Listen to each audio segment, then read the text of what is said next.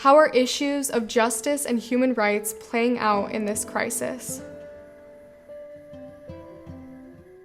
As somebody who's been following in this issue and I actually live in Palestine, you can see that what the reporting that we see today is the product of years, if not decades, of attempts to try to quash and crush any knowledge of context. So instead of the reader, the viewer, the listener walking away with an understanding of what's happening, all they hear is some sort of muddied blood count or body count, or it's a question of religion, etc. And it's really the job of journalists and good journalists to be providing that context. If you're not getting it, you should be searching for it. And if you're not, and you should also be demanding it from the mainstream press.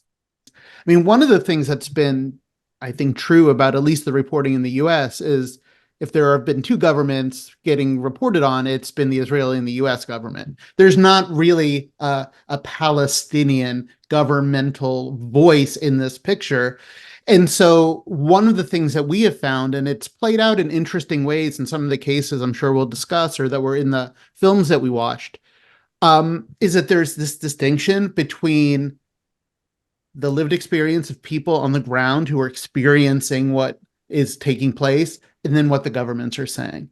And at Mondoweiss, one of the places that we operate is really on the ground and talking to individuals who are living through conditions on the ground. So, the Israeli government might say aid is getting through. And not that we're alone, but there are media sources who are talking to people on the ground that clearly show that this is not the case. One of the interesting and dangerous dynamics that we've seen since October 7th is the Western media, by and large, has been kept out of Gaza. I think that's very intentional for this reason. Voices from the Holy Land film series seeks to offer a different perspective.